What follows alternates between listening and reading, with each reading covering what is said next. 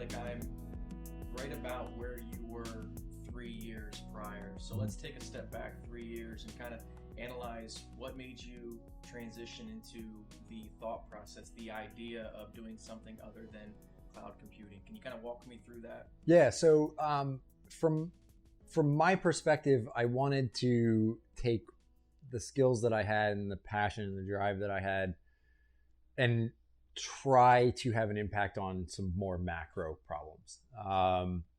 And so as I was going through, what are the really big problems that we face in this world? Where is an area that isn't already an incredibly entrenched industry that would be, impossible to break into? And if I did breaking into it at the level that I wanted to be at.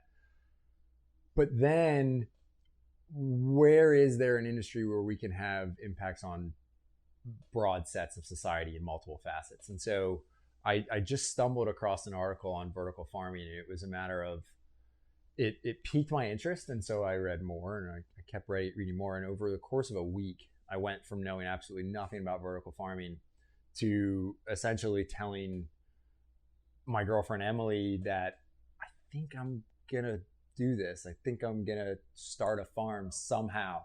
And then it was months of additional research before I even approached somebody about the idea. And because I needed to know in my head, if I was going to talk to somebody about this that like could potentially have an impact on the success of the business, I needed to be confident that there's a market here, B, there's a success path here, and C, it wasn't something that was going to require obscene amounts of money to make any movement whatsoever. And so I started exploring, okay, what would it take to build like a proof of concept environment? It took me having a conversation with a prominent chef in DC about the idea of it and what it could bring to the table, and the fact that a lot of the market seemed to have a perception that hydroponics were essentially flavorless crops. And that after doing all that research, I came to the very firm belief that that was simply a matter of the production method and where the incentives were in hydroponic production, and then being more on the yield side versus more on the quality and flavor side. And so I started exploring how we could improve the flavors within the crops, how we could really dig into that. And then after having the conversation with the chef, the message was incredibly clear. I can't really give you a solid answer until I've actually tried something because of that perception. And so that's where it was like, okay, now I have to figure out how to build a system out. Number one, get permission to build a system out in my house. Number two, how do you go about building a controlled environment within a house without destroying a part of your house? Yeah. And the stipulation that I got to build the system was that it was in the guest room, but the guest bed had to stay in the guest room. And if we needed, people still had to be able to sleep in the guest room. And so that put a whole rack right next to it. with a rack in a 8-foot by 4-foot by 7.5-foot tent. And all you heard, like if you lied down on the bed at night, you could see little light just coming through the little cracks in the zippers. But then it just sounded like you had a creek in your room because of the water running through. And so it was relatively peaceful in there. But how do you go about designing something in like a really small space that gives you enough volume to really test it out? Like you can have a crack key bucket and grow hydroponically there. I had one of the really small like counter hydroponic farms with the light all built in, and those are cool, but you're not proving anything out with those from a commercial standpoint. That's just kind of shows you how it works. It shows you generally that, hey, plants can grow in water.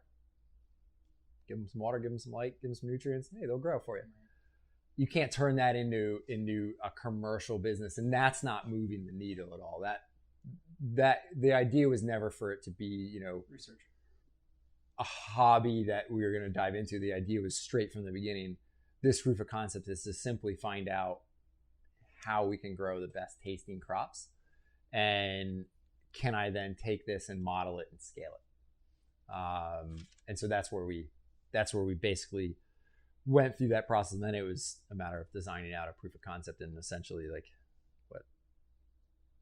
tying everything together. 40 square feet, something like that. So let's rewind back to the week of YouTubing and research into what hydroponics was. Did you have any desire whatsoever to get out of your cloud computing career? Was there an itch there that you just weren't? Yeah, creatively, it wasn't. And you know, that was already kind of decided before I even went down the vertical farming path. You were going to do something. I was going to do something else. Yeah. Where I did it, what I did, that was kind of the most fun because that was completely up in the air. There was no fresh start. There was no, oh man, I need to stick within these bounds. I really want to do this. It was, what do I want to do? What do I want to do with the rest of my life where I feel that I'm actually making a bigger impact, while at the same time building something that was bigger than just like a single stream of income for myself and making money for somebody else. Building something that could show that we could not only have an incredible impact on the world around us, but also run profitable enterprises to get there. Yeah. So I really believe in that kind of, social entrepreneurship. A beautiful place to be, right? That exploratory stage, but terrifying for most people. Like, what piece of advice would you give somebody that's right on the fence or on the verge? They know they're not happy doing X, Y, and Z. They know they want to do this.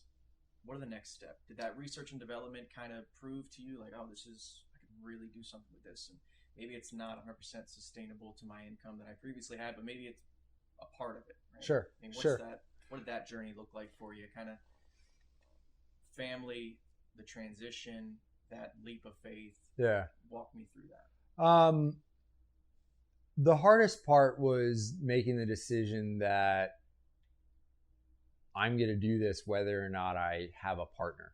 I'm going to go down this path. And that I spent a lot of time thinking about that, because by and large, starting a business without a partner who's similarly invested as you are is a very tough path to go. And so I had to get to the point where I was confident enough to go down that path and say, I'm pretty sure I can do this on my own. And I didn't actually want to do it on my own. Like I was actually at the time was hoping to build relationships with people that were similarly minded, to put a partnership into place to do it with somebody else. But I just didn't find the right person, especially really early on. And so then it was a matter of, okay, now what is the first step? How do you say, okay, I'm gonna start a business. I think I can make it work, because if anybody goes into a business and says, I know I'll make this work, well, let's be more realistic. You believe that you can make it work. Yeah. That's step number one. You have to have some confidence in yourself and believing in that, while also knowing that, do you have the energy and the follow through to see this past a test, past where it's fun. Right. When the fun wears off. Right. When the fun, the novelty, the constant playing and tinkering, when that starts to wear off, do you have the stomach to then go through all of those hardships? And do you want to go through that? Like, some people just don't want that in their life. That's okay. It's perfectly fine. I actively encourage people, before you decide to start any kind of business, especially a farm, really do some soul searching. Really understand that this is not an easy thing to do. It may look easy when you see pictures, you read articles, it may sound easy, and everybody's like, oh, you don't have to deal with pests. You're going to deal with everything under the sun. And so from my perspective, you have to get to that point where you believe that you can do it. You believe that you have the tools personally to do it. But then do you have the people around you that are going to support you, that are going to, keep you sane through the whole process, and are going to make sure you don't fall into a funk where, you're depressed, you're having issues. You have to have that support system there. If you don't have that, I think it becomes very difficult. Yeah, you can be single-minded in your pursuit, but if you don't have any kind of support system around you, it's going to be really hard to do. For sure. Yeah. You had just touched on briefly asking yourself, doing some soul searching, what would be some important questions that somebody should ask themselves, right? The difficult questions. Not just do you have what it takes, but are you willing to sacrifice for years, a steady income,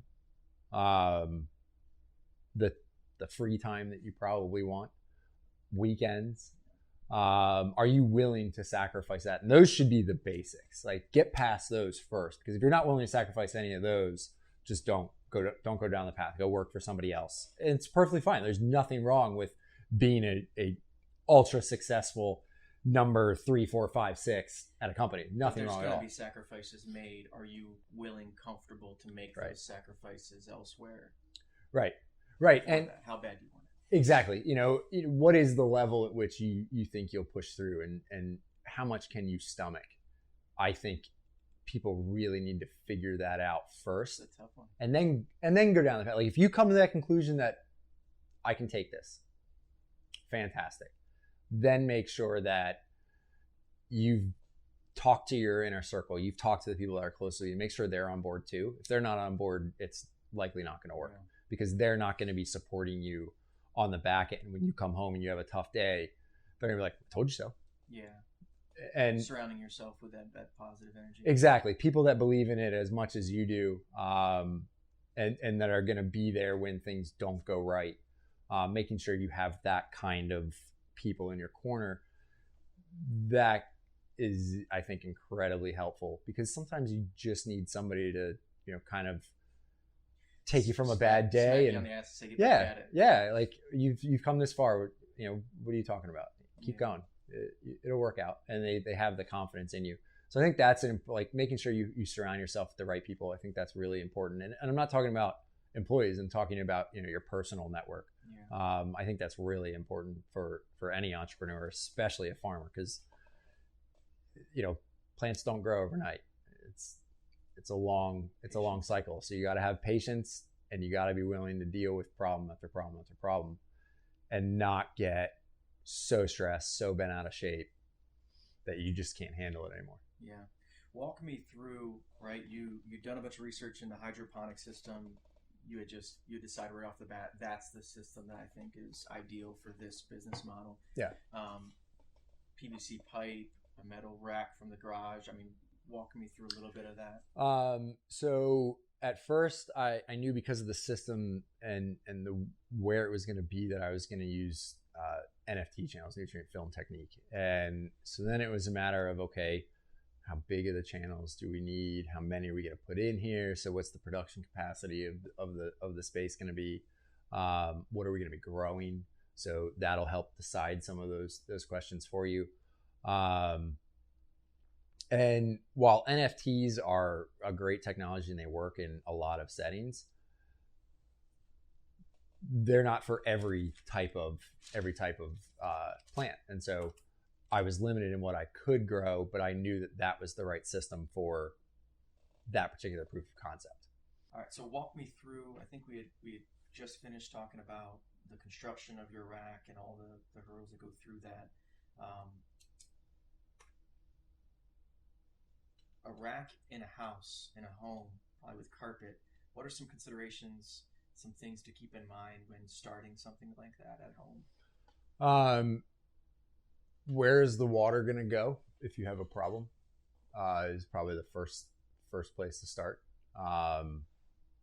Do you have, where the water sits, do you have something underneath that's going to catch that water, so it doesn't destroy floorboards, doesn't destroy parts of your home? If you have a garage or a basement, think about using those areas first. Make sure you understand how much water is in your system and how much that water weighs. So 8 pounds a gallon. So quickly that adds up, and usually on points. And so what we did, we had 2 55-gallon barrels, and then I put metal grates underneath those barrels to distribute the weight out even further than how big the barrels were.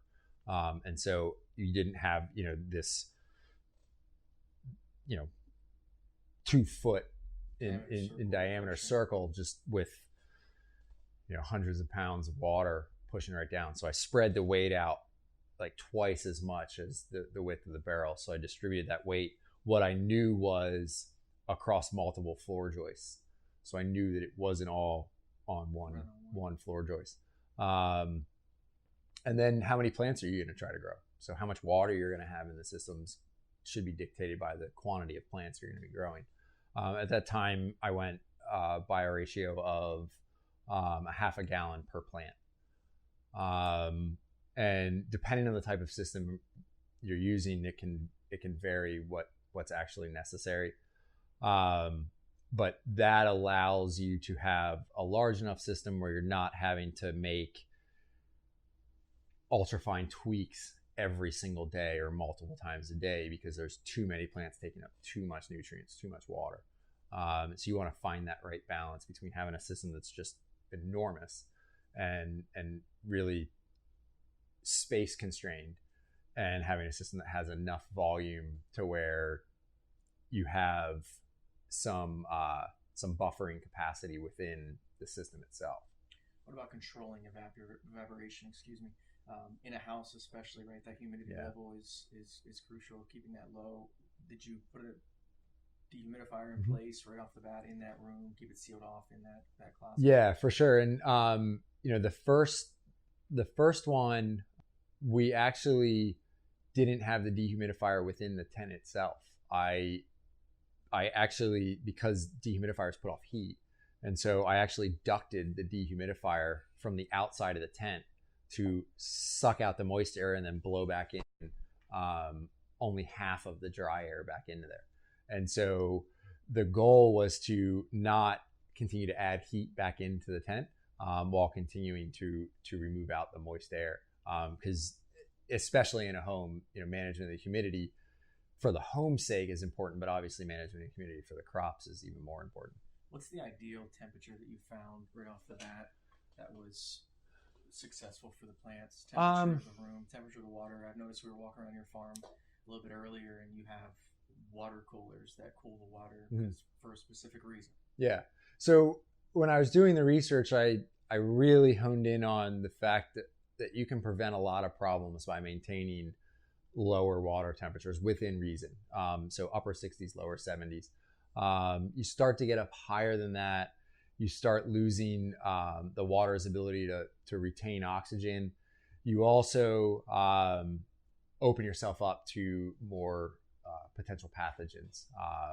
Anaerobic bacteria and fungi, are your primary risks there.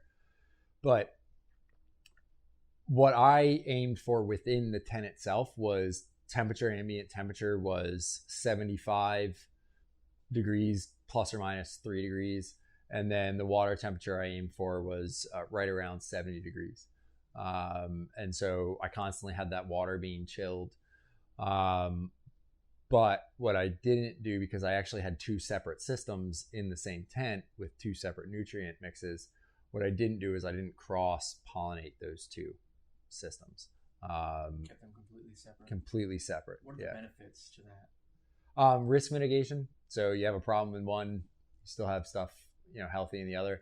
But also I had one that was set up for lettuce production and then one that was set up for herb production. Some herbs need similar, like some of your basils can be grown alongside lettuce, but by and large they have different nutrient requirements. And so I wanted to be able to test out both of those without being limited to just one system. I figured if I was going to do it and think about it at scale, I should probably build the proof of concept in a similar fashion where we had. I love that. Water reservoir size we talked about, roughly about half gallon per plant. Nutrient composition. I'd asked you at the farm, where was your source of information to go to say, okay, this plant requires X, Y, Z of nutrients at this level and this ppm? There wasn't one. Is there nothing out there? No, and that was some of the biggest challenges. There's a lot of stuff out there for a very small handful of crops. So your lettuce, you can find exactly what you need to grow lettuce. You can find what you need to grow microgreens. You can find what you need to grow tomatoes and things like that. Trying to find things for herbs, edible flower varieties, you can find information on how to grow it in soil and what may be proper soil amendments, but trying to find it how to grow it in hydroponics and what should your nutrient solution be in the hydroponic system, there's really not much out there. And so that's a huge challenge for the industry. Anybody trying to break into the industry, you're going to have to do a lot of that trial and error on your own. You need to understand, is it a heavy feeder? Is it a light feeder with each individual plant variety? And there may not even be information on that out there. And so sometimes you just have to run through some trial and error to understand that. But what we're trying to do is trying to build up that knowledge base so that we understand exactly what each individual plant needs, while at the same time recognizing that perfecting 30, 40, 50, 60 varieties of plants is a multiple year long process. And you're not really going to do that in a fashion that is going to be financially viable in terms of making a profit if your sole focus is just on perfecting individual varieties of plants. And so that was a big issue that we had, was what does a certain variety of edible flower require in a hydroponic system? And by and large, there wasn't really any information out there. So we would then aggregate information as best we could and then run trials based on that. So this conversation segues perfect into the next kind of topic, which is data tracking, right? So you've built the system, you're on to the next, you're building the plants, or the plants are growing. Was it pen and paper initially? Do you have a system? Are there systems available where people can track? What should they be tracking?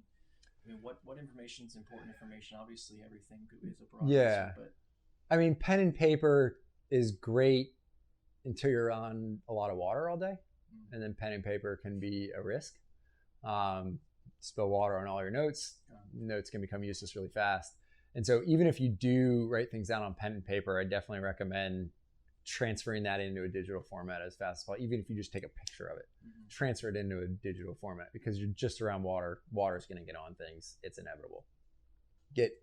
Save yourself the trouble. But in terms of the types of data that you should be following, your temperature levels, your humidity levels, if you are supplementing CO2, great, but also know what your CO2 levels are, because in an enclosed environment, if it's depending on how well it's sealed, those plants can take that CO2 level down pretty fast if you have a bunch of healthy plants. By and large, in a house with people in it, there's usually high enough levels of CO2 where you should be all right. But if you have a system in a basement or a garage that nobody really goes into, and you have a really well sealed system, you may need to start thinking about CO2 supplementation. And so just knowing what your levels are is a healthy thing, because that'll also help you calculate out some of your optimums for the humidity levels and your temperature to optimize plant growth, because there's points of diminishing return in terms of all of those three variables that I think a lot of people overlook pretty often. Understanding that can dramatically increase the success and the yields of your plants. So CO2, temperature, humidity level, those are probably your three key aspects. Knowing what you're growing when it was seeded, understanding that's really critical, because if you don't have it either labeled or documented exactly where it is, you can lose sight of what's growing if you're growing many plants at a time. If you have 5 plants, okay, right, that's totally different. Especially when it comes to data tracking and stuff like that, knowing that this was started on this date and here's the progress. And right. You can go down a long rabbit hole with that. But pH, how important is pH? I mean, pH is, so when you talk about, okay, so we went through the, kind of the ambient, the air, your water temperatures, understand what those are, understand what your pH is. That's critically important in a hydroponic system. If your pH is off, everything's off. The nutrients just simply aren't readily available to your crops. And then your nutrient level within your system. So your EC, or your electrical conductivity level. That's really critical. One thing that some people, when you're just starting out, don't get too down in the weeds on your nutrients. Find a simple, 1 or 2 part nutrient solution. Go into that first. Start understanding the nutrients a little bit better. Start understanding what deficiencies you're seeing. Understand how to read the crops. If you start right from scratch and you try to have 10 different nutrient amendments and you're constantly tinkering here and there, chances are you're not giving it enough time to actually know, did the change you made yesterday or 2 days ago actually have a positive impact before you made the next change? And you can get way down into the weeds way too fast without having just the basic knowledge of what is this plant telling me right now, and then what do I need to do to improve that nutrient mix. Yeah, you had touched on earlier, right? Plants take a long time to grow, right? So the patience to be able to kind of see that process through. You also touched on reading the crops. Mm-hmm. Where did that knowledge come from of being able to see something on a leaf? Is that just experience of, oh man, I had a whole crop do this, and this means this? Or is there a resource online that you kind of did some searching on? It's definitely a little bit of both. Like the challenge that you're going to have is that there's research out there for a small handful of crops where you can find pictures of deficiencies that'll show you exactly, oh, I see that. That's what's happening to my crop. You get outside of a set of 5 or 6 crops. Is it not necessarily transferable from plant to plant? Meaning the same thing? No, it varies. there are differing degrees of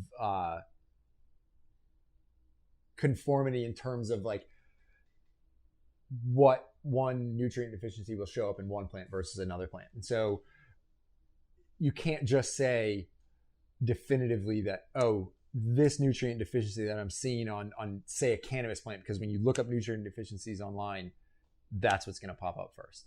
Guaranteed in a hydroponic search, right. That's what's going to pop up. You can't just say that nutrient deficiency is going to show up the exact same as a lettuce plant or a flowering plant. And so you need to understand a little bit more.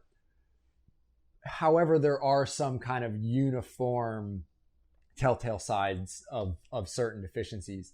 There's great flow charts online that'll basically say, if you see this, it may be this. If it's this, it may be this. There's also a bunch of graphics that'll show you, one long stalk with 15 leaves coming off the side, showing all of the different potential deficiencies and what are the possible characteristics of it.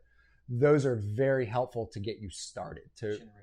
Yeah, exactly. To say, okay, it could be maybe one of these 3 nutrients. And then you do have to just by experience understand when you're adding amendments to a solution. When you did it last time, did you log that? Yeah. Did you write that down? And then what was the outcome a week later? What did the plant look like? Because you need to give it time. You don't put an amendment in and the next day everything looks amazing. You have to give it time to work through, especially if it's like an immobile nutrient. So if it doesn't, actively move within the plant as it grows, that's going to take even longer to see those outcomes. So it's a mixture of both. You can do some research, you can get yourselves going in the right direction, but then you have to have a little bit of experience. So don't get frustrated too early with that kind of stuff, because you're gonna make mistakes amending nutrients. Sure. It's just especially since it takes a couple of weeks to see if it works. Yeah. And the urge is to go right back in 2 days later and do it again. Oh, it's not working. Give it time. Have some patience. Understand that number one, it takes the nutrients a little bit of time just to become available to the plants. And then number 2, the plants need to then transport that up through the leaves to actually then continue that photosynthetic process. So the point you just made on the timeline of being able to kind of adjust and correct things highlights the importance of education to me personally, making sure I understand it correctly, I've acknowledged the issue, and I'm putting the right procedures in place to fix it, and I have 95% confidence that it's going to work, instead of just quick Google search, try it, 3 weeks go by, try something new. So just, would you say there's a high level of value into, we talked earlier at lunch about thinking it through, right? And from a business owner's perspective of thinking something through, whether it be a small adjustment to your pH or a small adjustment to your nutrients, thinking it all the way through. Right. When I just recently started growing, my first instinct was the more sun, the better it'll grow, right? Because plants need sun. The more sun you give them, the bigger they'll get. Yeah. It's not the case. Right. It's a balance. All plants. It's a balance, right? Talk a little bit about the lighting basics. Sure. Just how'd you get started? What kind of lights are you using? So that was something that I dove really deep on that, and really tried to educate myself really well in terms of what matters in a horticultural light. It's really easy to go online and buy a really simple light and you'll get growth. One click, yeah. Yeah, it'll work, but will it work well? And is it something that you can do from a commercial standpoint? And so I also knew that lights were going to be one of the biggest investments that we were going to make from a capital standpoint. And so I didn't want to go into that kind of discussion ignorant. I wanted to know, I wanted to be able to tell whether or not the lighting company rep was just blowing smoke, or if they actually knew what they were talking about and they actually had done the research and they could back that kind of stuff up. So I wanted to go in armed with enough knowledge. And not everybody needs to go that deep to start. I went really, really deep. I don't want anybody to think that you need to become a horticultural lighting expert to start growing. You can grow with a simple, hurt. It doesn't hurt. It doesn't hurt. And ultimately, you can then know to ask the right questions. So you need to know when you're talking to somebody that you're going to spend tens of thousands of dollars when you're buying commercially, you need to know what questions to ask, and you need to know what is good and what is bad. Here's what I'm growing. Here's where I'm growing it. Right. Here's how I'm growing it. Right. What do I need? And so everything from the spectrum that you're going to need, what are the attributes you're trying to bring out of that crop? A lot of that can be controlled with the spectrum itself. You need to know what is the intensity that you want based on the crop you want. Is it a low light crop, a high light crop? How long are you going to have your lights on for? So how many moles of light are you going to give those crops on a daily basis? And then what is the intensity of that light? So how much light are you going to have going on in the crops at any 1 second? So how many lights are you going to have above them? How close are they going to be to the plants themselves? Will all dictate the amount of light intensity that the plants are getting. Where does someone find out that information, or is this all Ryan's trial and No. error? So we've come a long way within the last few years in terms of understanding that. So there's a couple of good books out there. So one that really helped me understand that I needed to know lighting like really well was called Plant Factory. That's a very good book. It is really, really hard to read because it's incredibly scientific. But if you start reading that book and you read it cover to cover, you're so much further ahead than a lot of other people. The challenge that a lot of people are going to face is that just because you've read that book doesn't mean that you can actually turn it into practice, because that's written for giant commercial indoor plant factories. So the big, 40-foot tall indoor vertical farms. Yeah. And obviously, as we know, that's not where anybody's going to be starting. And so understanding that, but then taking that a step further and then finding as many scholarly articles as you can. Like, try to stay away from articles published by light manufacturers. By and large, they're going to favor their lights, and it doesn't mean their lights are necessarily the best. Try to go to scholarly articles. One thing that people today have a much better benefit that we had even 3 years ago is that more universities are doing lighting research, and they're publishing that research.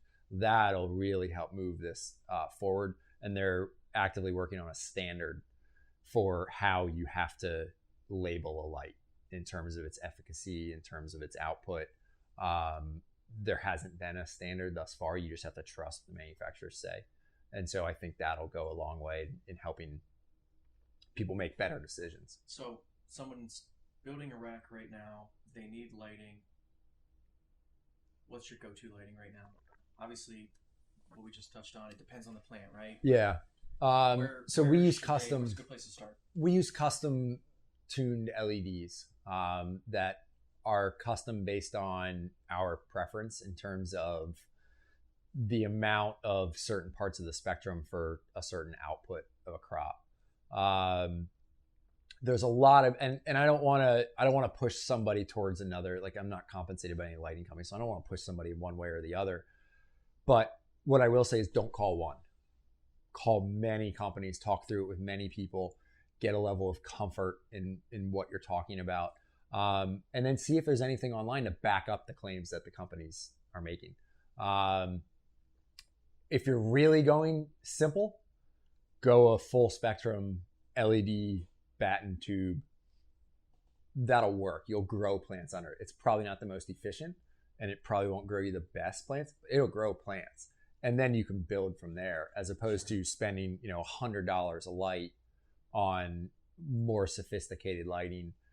I think you can go at both ends. You can go really far in terms of getting the best of the best, or you can keep it simple and focus on learning the growing process earlier.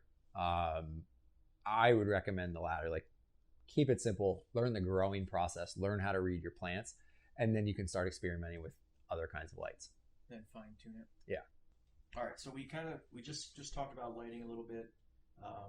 Walk me through some things that you've run into, areas, right? Hurdles, airflow concerns, temperature concerns, humidity concerns.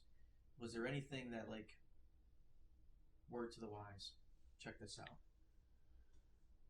I think the three that you just mentioned, making sure you have adequate airflow. I think a lot of people overlook that. And there's a fine balance between too much airflow and too little airflow, drying out the plants too fast, potentially damaging branches. There's that fine balance, but you need airflow around plants. Plants won't transpire. They're not going to grow in completely 100% stagnant air. In a house, it can feel still, but there's air moving around. If you had a smoke machine in here, you would see the air moving around. They have to have some air movement over the leaves in order for them to transpire. That's critically important. I don't think enough people put enough emphasis on that. But then aligning your temperature and your humidity, because by and large, there's what's called the vapor pressure deficit, and you need to be aligning your temperature to the right humidity level to be in that optimal range. Too hot with too much humidity, they're not going to transpire as much. Too cold, too little humidity, same issues. Too cold, too much humidity, still same issues. And so you need to find that magical point. And there's actually some information out there in terms of target ranges of vapor pressure deficit. And you need to understand what's happening within your system and within your space, and make sure that you're aligning those two values. By and large, inside of a house, if you're at 30 or 40% humidity, that's an okay range. It's not optimal, but it's an okay range to start growing in. I'll go back to, you can either go full out and build a proof of concept environment like I did, where I controlled every aspect of the environment, or you can understand the growing process first, get good at that, and then over time build more complexity in your system as you become more comfortable with it. I think there's different paths for different people, but definitely understanding those metrics within your system, and then if you have the ability to play with it, give it some play, see what happens to your crops. Always be looking out for too much moisture, especially in the canopy, can be an issue. And then always keep an eye on root health. Check your roots every day just to see how they look. Roots will tell you usually pretty quickly if the plant's having an issue. Bright white, ivory color, not gooey, not stuck together. Like, if they're down submerged in water, they should be flowing. You start to see browning, you start to see dead roots. Take a look at that, look deeper into that, see if you have a broader problem that you need to address. So what I'd like to do next is kind of take a step towards not so much the growing operation, but into the business lane. Storage and packaging for your product, getting your first client, developing a product with value added for, what are the value adds for that client? Why would that client do business with you? I mean, I'm sure this was all questions that kind of ran through your head as you were developing that proof of concept, but how did that all kind of, you said you had a conversation with a chef. Mm-hmm. So did that chef say, hey, it'd be great if somebody grew this? You went and grew it. I mean, is it as simple as that? It can be. Identifying the need and meeting that need. That's step number one. You need to identify that need first. Make sure you know what your market wants. And so what I started looking at was, what can I grow that the market wants, that they maybe can get it right now, but can they get it at the level of quality that I can deliver it at? And so understand what you're delivering to the market. What is the value that you're bringing to the market? And then have those conversations with the potential customers. Be able to articulate your value really well. Why are you different from the distributor that I'm buying for right now? Because change is hard for people. Then looking at, once you've identified a first customer, second customer, be obsessive about meeting their needs first, because ultimately you have to gain some level of credibility in the marketplace. Establish that credibility with a few customers, and then you start looking at branching out beyond that. So be obsessive. If somebody has enough trust and belief in you to start buying your product, absolutely go over the top to delight them, and make sure that they feel that difference between working with you and working with a big distributor. That'll go a long way, because they'll give you the kind of feedback that you actively need. All right, so talking about finding your first client, developing that product, how early on did you develop that, or kind of brainstorm what that looked like? So the first conversation that I had with the chef, it was always the goal that he was going to be the first client. And the first batch of crops that came out of the proof of concept, once I had eaten them and not gotten sick, and fed them to my family and they didn't get sick, and then I was like, okay, now I can take them in and like put them in front of this chef and just see what he thinks, fully expecting that he's gonna be like, it's okay, it could be better, we've had better. It was the complete opposite of that. It was the response was so overwhelmingly positive that immediately in my head I was now in a conundrum of, I didn't build it big enough, I need more space, like right now. Because he wanted to essentially buy everything that we could grow, and we couldn't grow that much. I mean, I could pump out like 24 heads of lettuce a week and maybe 3 pounds of various herbs a week out of the proof of concept, and that'll supply a restaurant for a half a week. An ultra high end, low volume restaurant. That's not a business though. Mm-hmm. And so what we did, I made a very conscious decision that I could have started charging him early on. I gave away food for a year. And that allowed me to continue not only getting feedback from him without him feeling obligated, but building that rapport, building that relationship, and constantly working to improve the product while making sure that he's incredibly delighted with what we're delivering on a regular basis.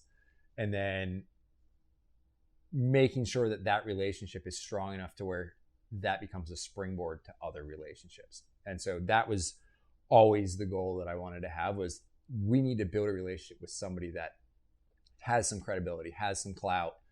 And ultimately, if we can really delight that one customer, just one customer, that can spring us to 2, 3, 4, 5 customers relatively quickly.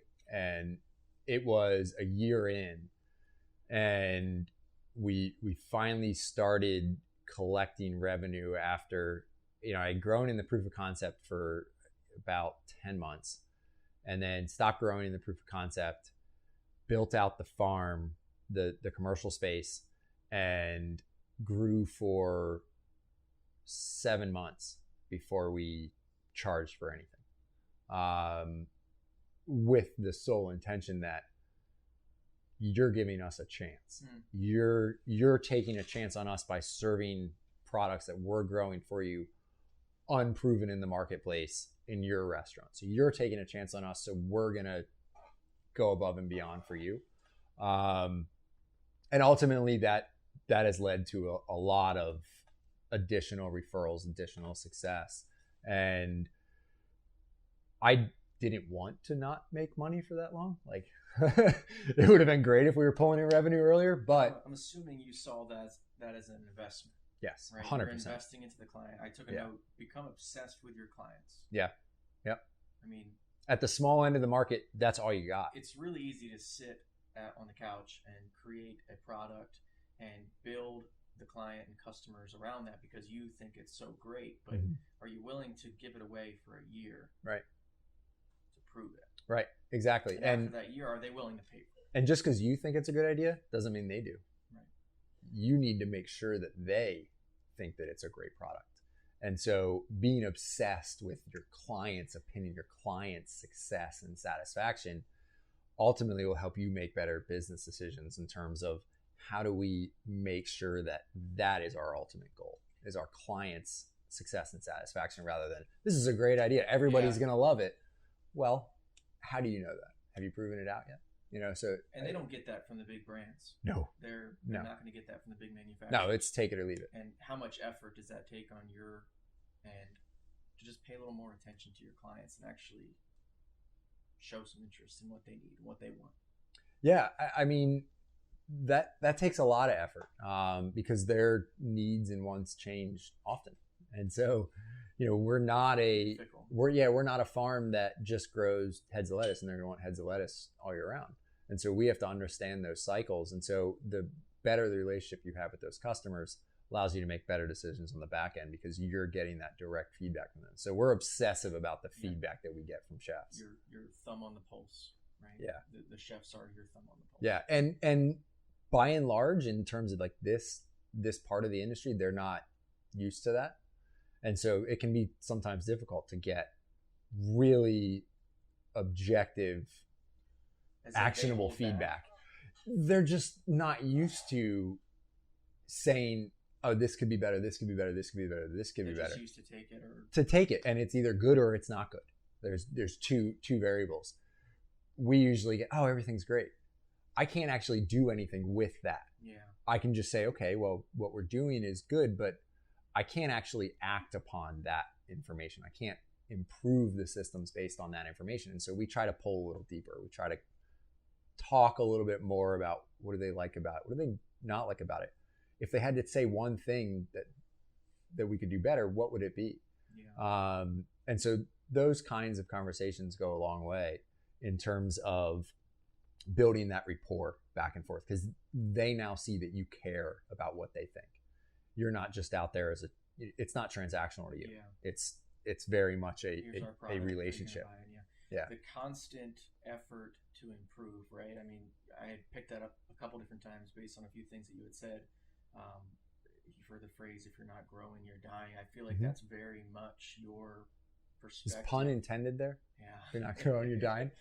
So, I mean, I like that. I think that's critical for any startup business, really. Yeah. But I mean, how much focus are you putting on that? I mean, you're talking to the chefs and stuff like that, and you're getting that feedback.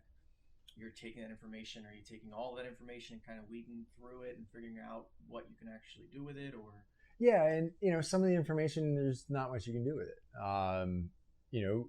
We have plenty of times where we can't meet the needs of the chef when they want it, and so this chef wants it a little bit taller. This chef wants his micros a little bit shorter. Exactly, and so you have to either be willing to be the one that's going to cut them taller or cut them shorter, or you're the one that says, this is the height we cut them every single time. Mm-hmm. That's got to be a very conscious decision about the direction that your business is going to go. Are you going to be the one that works to satisfy the needs of individual customers to allow your brand and your company to flourish by going over the top, spending, extra 50 cents on labor to cut it at a different height? Mm. Or are you going to be a volume provider where, no, it's all cut the exact same height, take it or leave it. And that's a conscious business decision. There's trade-offs both ways. Ultimately, I think if you're going to break into this business, especially on the small scale, you need to be doing the extra tasks to delight those chefs. You need to be willing to harvest it how they want it, because they have other options. There's other options in the marketplace. All these restaurants are already operating whether you're there or not. Right. They'll buy lettuce or anything else from somewhere else. They can still get it. What's going to differentiate you in the market, and what adds additional value for every dollar that they spend with you? Going the extra mile. Yeah. Giving a damn. Yeah, right? Exactly. Last question. Safe seats to start, right? Somebody's got the rack. They've picked the lighting out. They're now I mean, obviously it depends on the product that they're taking to the market, but what would be some great ones for them just to throw in a system and understanding, you said a couple different times, learn how to grow. Yeah. Right. What would be some seeds that you would suggest? I mean, pick ones that can turn over relatively quickly. So lettuces, greens, things like that you can run through multiple cycles relatively quickly. You also have to make the decision on what kind of grower you're going to be. What is your product going to be? You need to start understanding that. But make sure you have ones that you're turning over on a regular basis, because then you're learning faster that way, as opposed to waiting 3 months for a crop cycle. That's a very slow learning process. Small tweaks here and there. You may see some better results, you may not. Whereas if you're turning something over every 35 days, things are happening fast. Don't seed all at once and harvest all at once. Have a succession so that you're constantly harvesting, you're constantly trying new things. Keep it simple at first. Find 5 to 10 different varieties.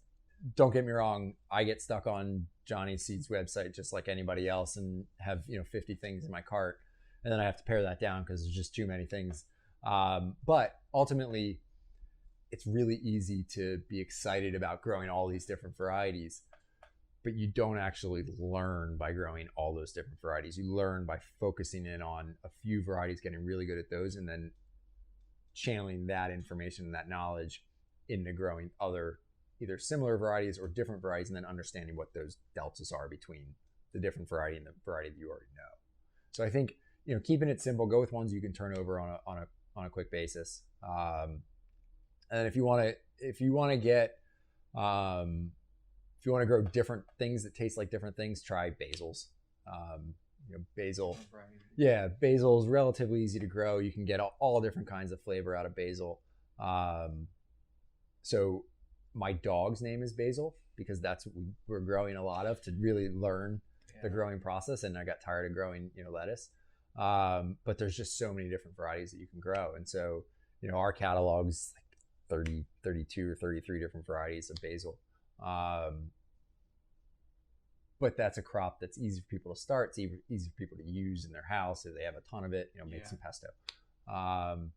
But crops that you can turn relatively quickly so that your learning curve can stay pretty steep, because that's where the patience comes in.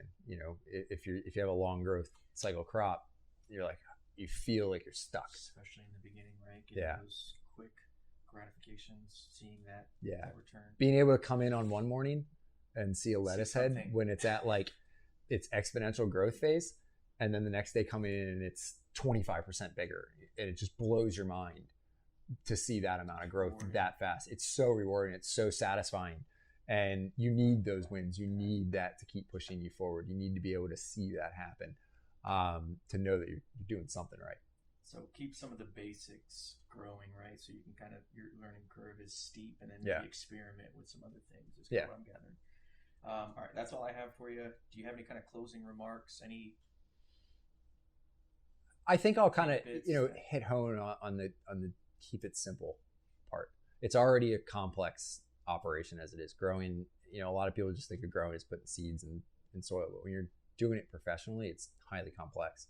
Keep it simple, understand what the crops are telling you, and ultimately find as much information as you can early on in your process. Like, be obsessed with learning about the process. A lot of people jump right into the growing without having any kind of background on how to grow, what you should be looking for, what are the factors that are going to increase your chances of success.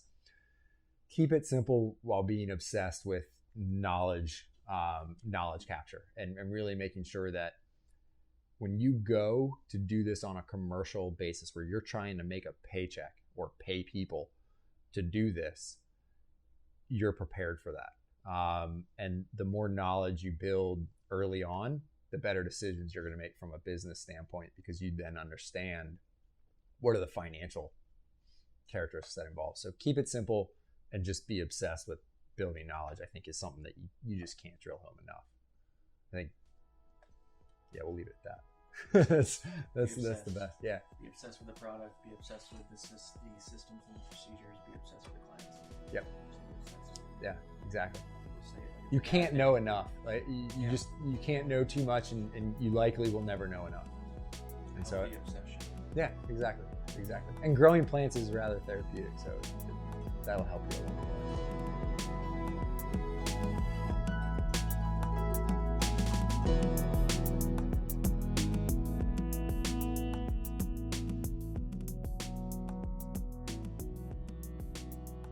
Ooh. The worst response that we've gotten from a chef in terms of them not being happy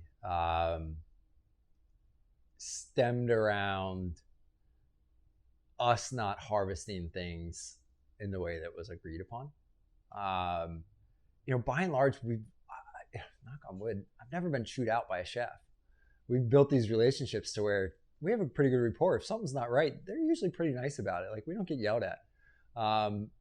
But we know when they're not happy. It's very obvious to us when they're not happy. And so we're going in, if we know something's not right, we're going in trying to, make up for it right away. And I think one of the things that is really challenging is learning to read them.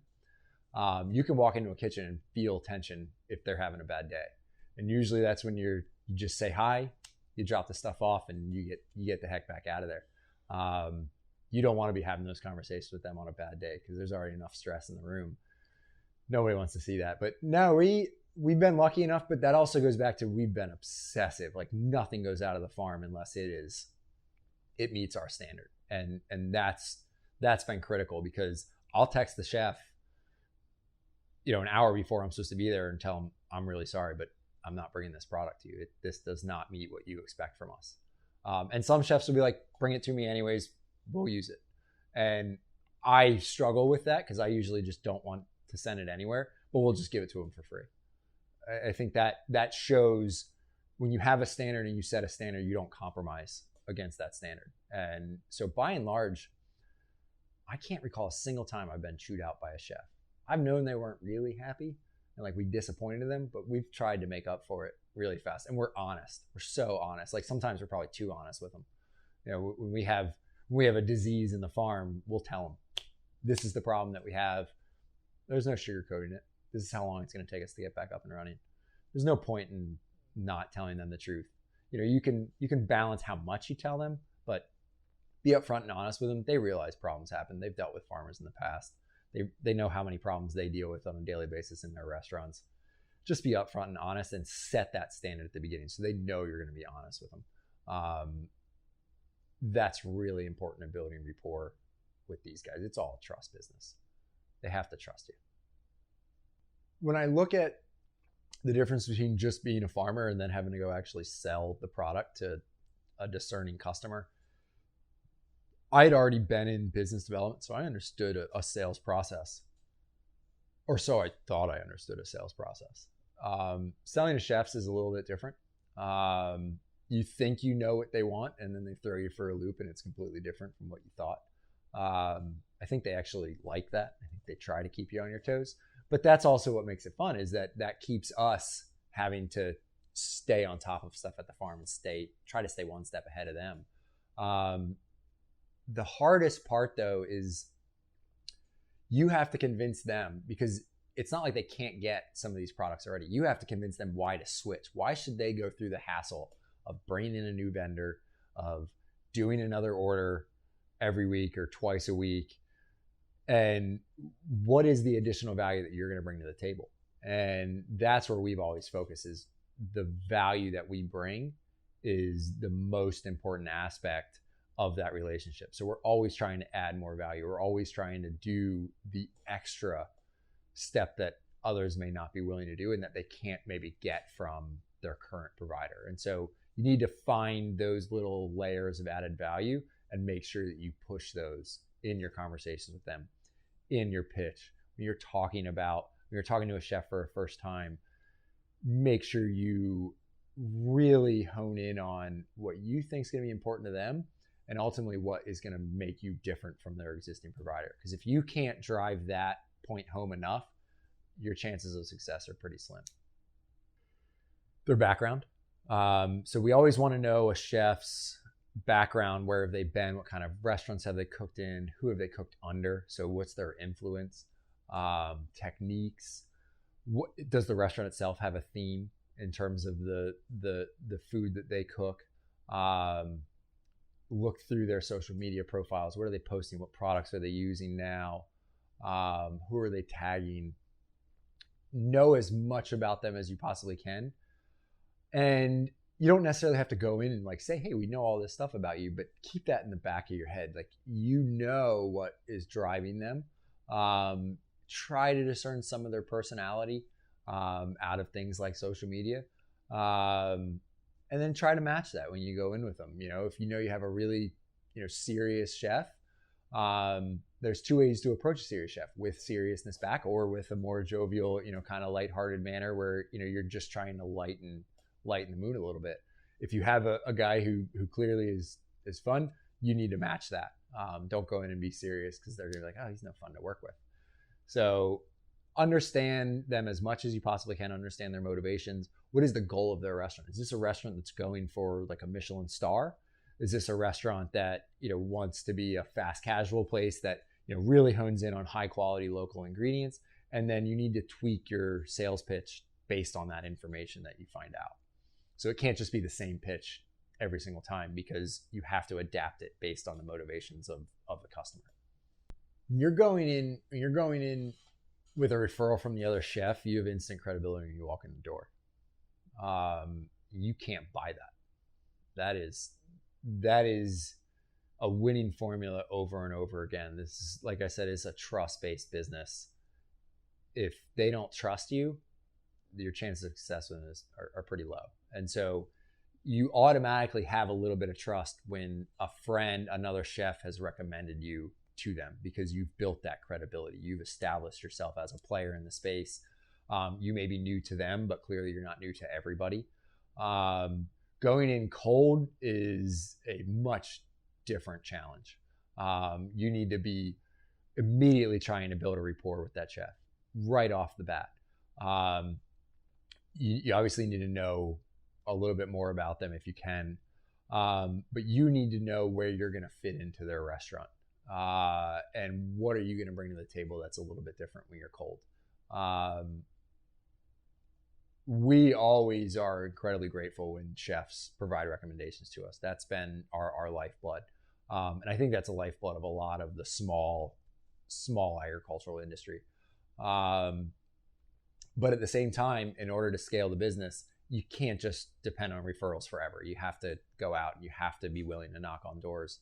And so in that process, understanding as much about who you're talking to, where they're coming from, is going to be really important, especially in today's day where they know you can find out information about them. And so if you come in completely unprepared and you're basically trying to sell, you have the same sales pitch for a mom and pop fast casual place as you do for a Michelin starred restaurant, they don't work. You have to tailor those pitches to both of them. But that's a hard sell. Cold selling in this industry when you're not a distributor is a hard sell. Talk a little bit about, if a chef is nice enough to refer you to another customer, they're not only staking part of their own reputation on you going and delivering what they say, but they're putting enough confidence in you to basically send you out to their friends and say, hey, go out, make it happen. We want to help you. And so you need to deliver on that promise. You need to make sure that there is, if it's not exceeding that chef's expectation, you're at least matching exactly what that other chef told them. And so meeting those expectations is really key for us. So every new customer we come on board, we're really hyper-focused with setting the proper expectations. Can we meet their demand right now, or is it going to take us a little while to meet their demand? So making sure we're setting the proper expectations from day one, understanding what we can do on our end to help them with their sourcing. Is there anything we can grow particularly for them that they've really wanted and they are having trouble getting it consistently, or it's not the quality they want, or they're paying through the nose to have it shipped in, whatever it is. Identifying some of those things early on, and then really working hard to delight that customer and making sure that they know that you're working for them, that you're actively trying to meet their needs. And you follow up, you do what you say. If you say you're going to try to grow something for somebody, try to grow it. And if it doesn't work, it doesn't work, but be open and honest with them about it. I think that's a real key, is just that openness and willingness to say you can or cannot do something. If it doesn't make sense to grow a kind of crop, make sure you tell them that up front. When you go into any restaurant, smile and say hi to everybody, because you don't know who's who. And everybody expects you to go and just talk to the chef, and the chef gets all the attention. And the chef expects that too. But it doesn't take any energy to smile and say hi to everybody you walk past. Be polite, be nice. How would you feel if you were in their position? Put yourself in their shoes. And some of these line cooks and prep cooks eventually are going to be sous chefs and chef de cuisines and executive chefs. So they're going to be the buyers down the road. So did you give them a good impression? Did you make them feel good about themselves because you acknowledge their presence? I mean, it's not hard to do. It's really easy to do. Treat them like you would want to be treated if you were in their shoes. So always kind of looking at everybody in the restaurant as a customer, as a buyer. You never know who may have the chef's ear. And so just treating everybody as an important part of that machine that you're trying to delight at the end of the day. So when when we make deliveries and line cooks come up and they just love the product, we're chatting with them. What do you like about it? What can we do better? Are there certain products that you like better than others?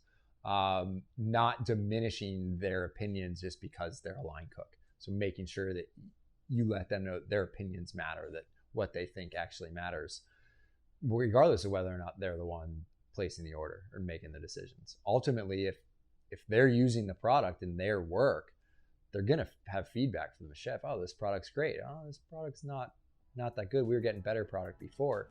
And then the chef's going to think twice about it. So you just never know who's going to have an impact on your success in a restaurant. So just smile, be nice to everybody, and say hi to everybody. Also, when you're walking behind people, make sure you say behind you in a restaurant. Don't make that mistake, because they don't like that. They need to know that you're behind them, because if they turn around and they bump into you with a plate full of food, there's a problem. So always say behind you when you're walking into a restaurant and walking behind someone.